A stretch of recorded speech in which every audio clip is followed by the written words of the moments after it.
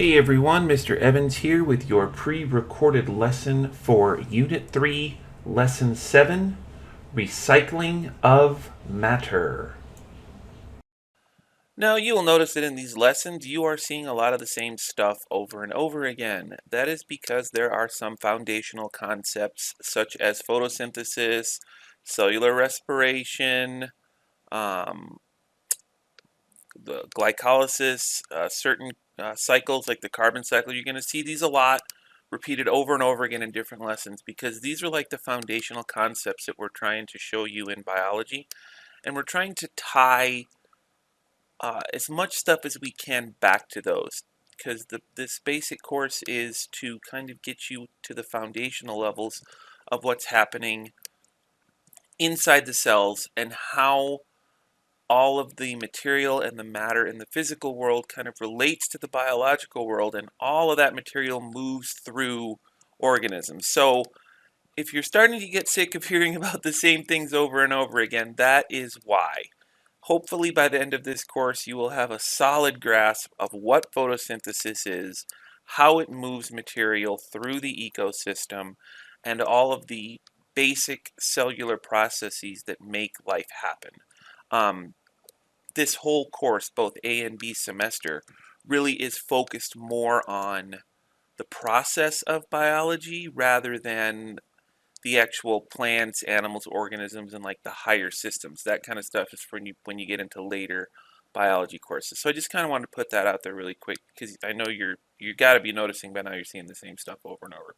So anyways, today we're just going to go over a couple of new processes that are being introduced here, and I'm also going to attach a short video on fermentation that's pretty fun. Everyone likes to learn about fermentation because that's something that you can actually use if you're a baker, because that's a process that happens when you're making bread. But anyways, so the keywords from this lesson that I really want to talk about, not all of these are we're gonna cover, but these two right here are the big ones: aerobic respiration and anaerobic respiration. So aerobic respiration means there is oxygen available and present to use. These are processes that require oxygen. And you've probably heard the word aerobic before, like you doing aerobics. I don't know if they call it that so much anymore, but like back in the day, it was all about the aerobics, doing the aerobics. Now it's called cardio, I guess. But anyways, aerobic respiration requires oxygen. These are the processes that really give you a good amount of ATP and a good energy boost. These are the main things that your body uses to create energy. These are things like glycolysis, the Krebs cycle, cellular respiration, those processes you learned about last semester that create ATP for your body to use as a power source. This is why we need to breathe, because we need oxygen to make these processes happen. These produce a lot of ATP for our bodies to use. Um, the other one is anaerobic respiration. This is a process that can happen without oxygen. Um, it's still usable, but it does not make near enough energy for animals and plants to use on its own. This is kind of like an emergency backup for when you need a little bit of extra boost, like you're tired, you are huffing and puffing, you're breathing real fast, but your muscles still just can't keep up with all the energy that you need.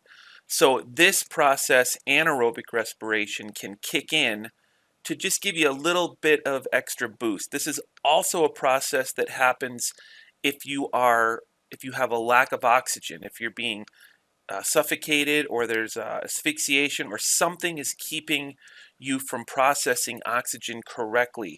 This process will kick in to try to extend the life of the organism for at least a few minutes, just kind of hoping that the oxygen comes back.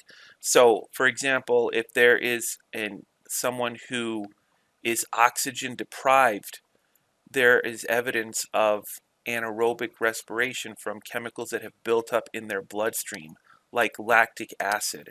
So in certain forensic investigations, like you see CSI, if they find the victim and there is a buildup of lactic acid in their bloodstream, that is evidence that somehow or another that individual died of asphyxiation from a lack of oxygen. So anaerobic respiration, it's a backup. It is not the main form that the main thing that we use to get our energy, but it's there.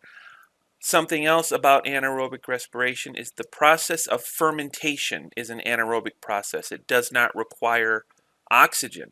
Fermentation is the process that we use to bake bread, and also it is the process used to make alcoholic beverages. When you're making bread, you have to put yeast into your bread dough, right? Anyone who's made bread, you make your dough, and then you have to activate the yeast. You put the yeast in like a little bit of warm water to kind of turn on the yeast, because yeast is a microorganism. It's actually a fungus, a type of fungus. So you put the yeast in there, you activate it, you put it in the dough, and then you have to let the dough sit. You have to let the dough rise. And you can see it happening. You can see the dough kind of blow up like a balloon. And what's happening is the yeast in the dough is taking some of the sugar molecules that's in the dough, and it is converting that it's converting that into alcohol and carbon dioxide.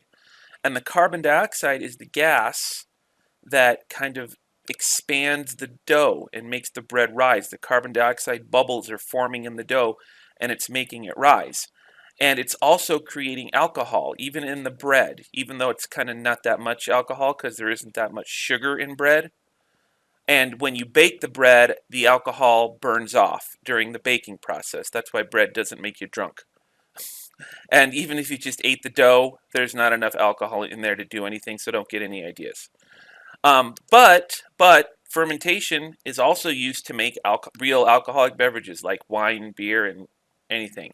Because what you're doing then is you're taking the yeast and you're putting it into some kind of fruit or juice product, or hops, or some kind of mixture that has a lot of sugar in it. A very high sugar content is in the juice. So you put the yeast in there and you let the yeast sit and ferment, and it will create bubbles. It's fermenting, it's making carbon dioxide bubbles. But depending on what you're making, those bubbles will either escape, like if you're making wine. Wine's not usually carbonated, it's in like an open vat, so the bubbles just kind of escape and bubble away. But the alcohol stays. And that's why wine is alcoholic, because you're not burning off the alcohol. But like for beer, something that's carbonated, you're capturing those CO2. You're capturing those carbon dioxide bubbles. Beer is made in a closed container. So that's why beer is bubbly, because the CO2 is being trapped in the bottle. And it's just like soda, like Pepsi or Coke or whatever. That's why Pepsi has bubbles. Those things don't have alcohol, obviously, but it's still the same thing. Carbon dioxide bubbles are trapped in the beverage, and that's what makes it all fizzy. So that's fermentation. There's going to be a really short video on fermentation at the end of this, because I think it's a pretty fun video. So just moving on through a couple of other processes here. You guys have seen these. You've seen these like over and over again, photosynthesis and cellular respiration and stuff. So right here is just a couple of quick images on fermentation. Now, in the body, when anaerobic respiration kicks in, it's kind of the same process as fermentation, but it's a little bit different. We won't go into the details here, but when your body is kind of starved of oxygen, whether that's because you're not breathing right, or you're just working out really, really hard and your muscles need more energy than your breath can provide, it will kick into a fermentation process to create a little bit more energy. And in the body, this process, it takes glucose. It does not require oxygen. It just needs the glucose. And it will metabolize that glucose, and it will make lactic acid and energy. Not that much energy, but a little bit more. It just gives you a boost. It's another process. But the lactic acid can actually build up in your muscles and in your bloodstream. And lactic acid makes you sore. So when you work out really hard, or you just had a hard practice, or you just, were throwing around some concrete, whatever, working your muscles really hard, and the next day you're all stiff and sore, that's from lactic acid buildup. The lactic acid's built up in your muscles, and it's just kind of sitting there, and your body has to slowly remove the lactic acid. That's why if you're sore the next day and you stretch, you take some time to like massage your muscles out and stretch, you're actually helping your bloodstream carry that lactic acid away. You're just kind of massaging it out, and it kind of loosens it up, and your bloodstream can carry that lactic acid away. That's why it makes you feel a little bit better. And then the lactic acid actually goes to your liver. And what's really fun is through another process, your liver can actually turn that lactic acid back into glucose. So the body is a very efficient mechanism. It's able to use stuff over and over and over again. This is why it's called the recycling of matter. A lot of times life can take waste products and turn them right back into something else that's useful. So it's kind of cool. Okay, so then on here we have just, the normal check-in questions and stuff.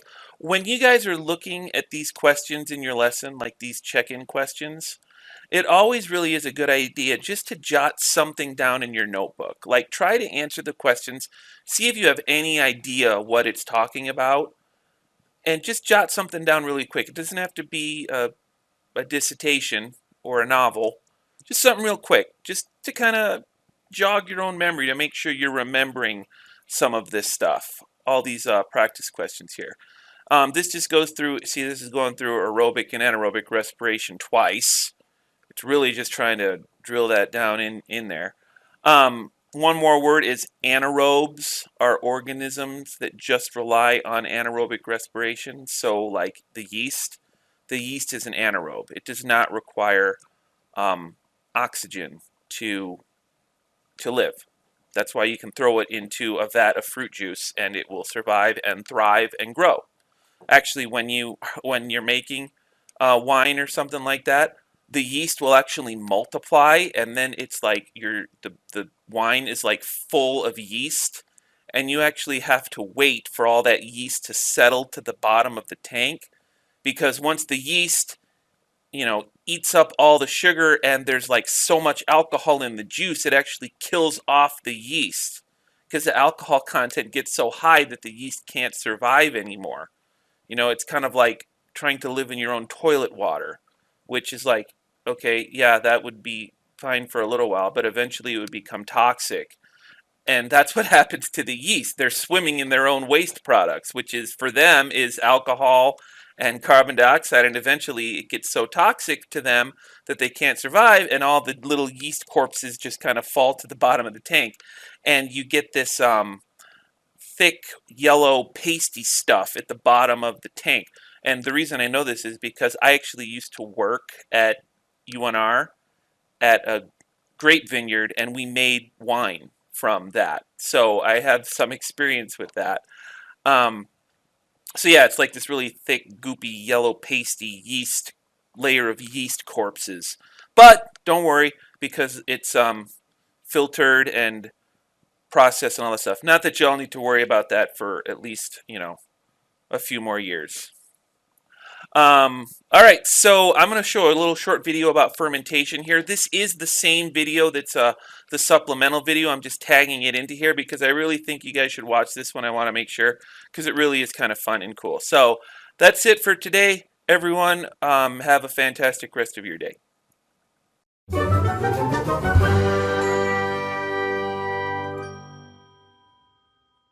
When I was a kid, swimming was one of my favorite things to do.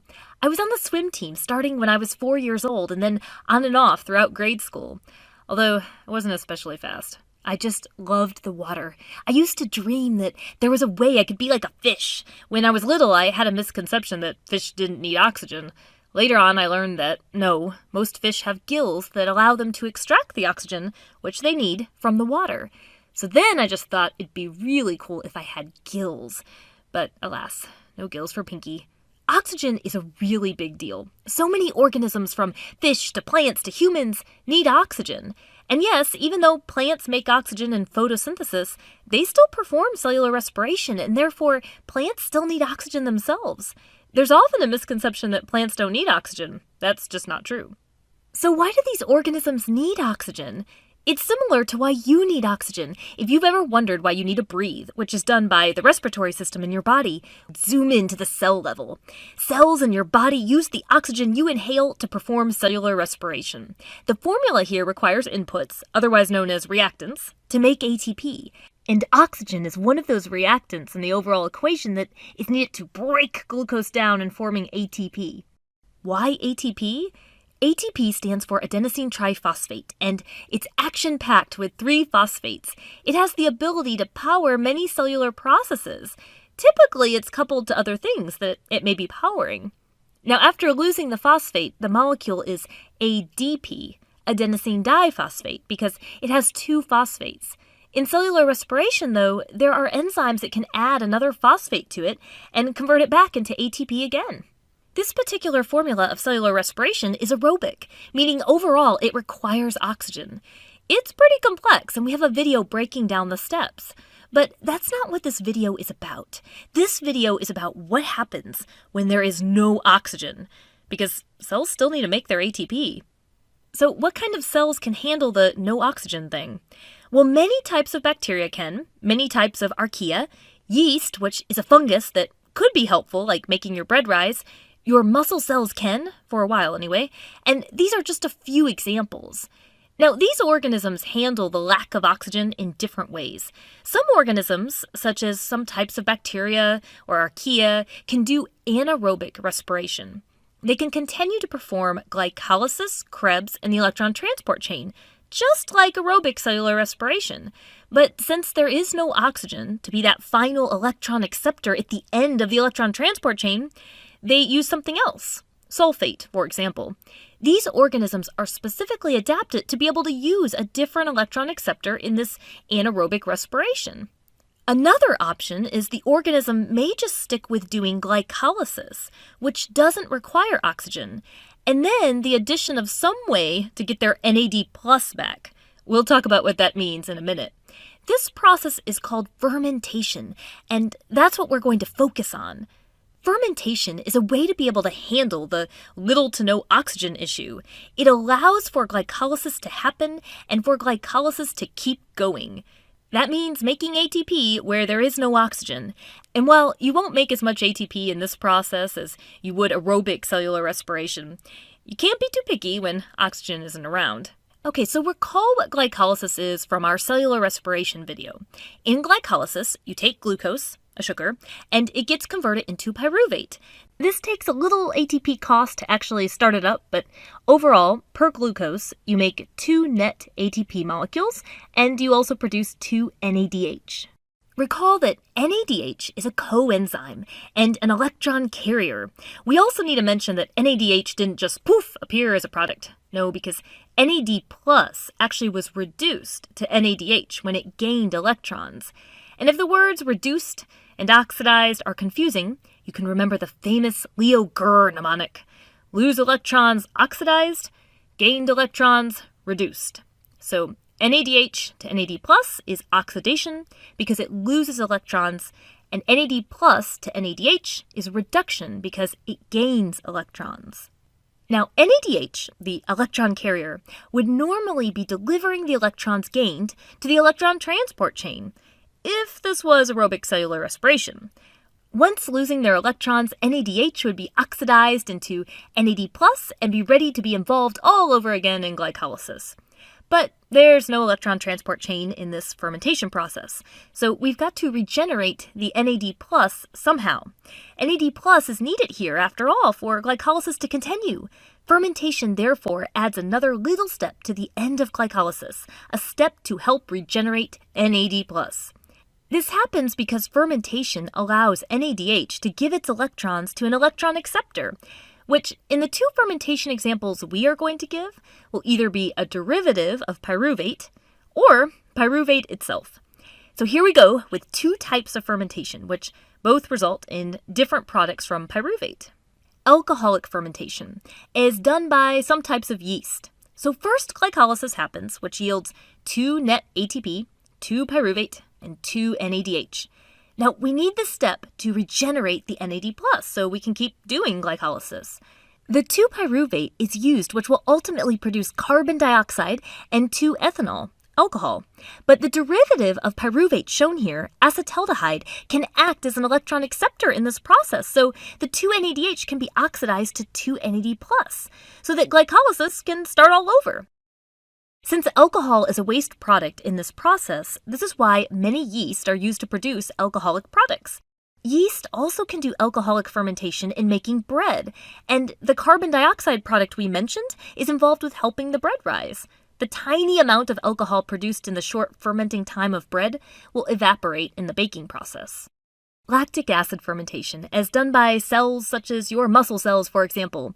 While your muscle cells can do aerobic cellular respiration, they can shift to lactic acid fermentation if they experience an oxygen debt. This could happen if you're working out very intensely, where your blood is unable to deliver a sufficient amount of oxygen to them for their demand. Just like alcoholic fermentation, we start with glycolysis, that yields the 2-net ATP, 2-pyruvate, and 2-NADH. But now we need the step to regenerate the NAD+, and this step is a bit different from alcoholic fermentation. The 2-pyruvate on the reactant side will ultimately yield 2-lactate. The pyruvate can act as an electron acceptor, allowing NADH to be oxidized to NAD+, so that glycolysis can start all over. By the way, this lactate product, or specifically its other form, lactic acid, has often been blamed for the muscle soreness that occurs after intense exercise. In many of my teaching years, this was often discussed, but there's some recent research that may contradict that. Science is so cool. Check out our further reading suggestions and our video details to learn more. Lactic acid fermentation is also done by bacteria that are involved in making yogurt, and lactic acid can contribute to its sour taste. So overall, fermentation is a pretty remarkable process.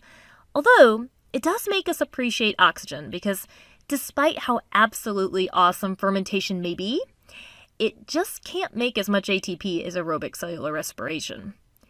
Well, that's it for the Amoeba Sisters, and we remind you to stay curious.